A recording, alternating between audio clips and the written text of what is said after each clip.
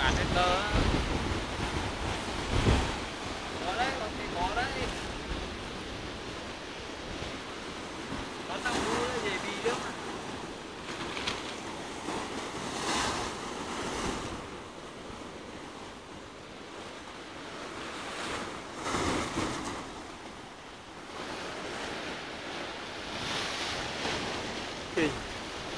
Ghê.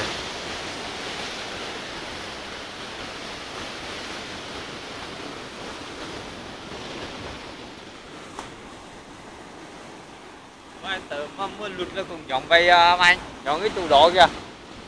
Mà nó chảy lắm, xong nó chảy đều phải giống ấy đâu. Mày ra ngoài là địt mẹ một xíu mày ở đây là thấy vết tận dưới rồi. Thấy cái là đi luôn à.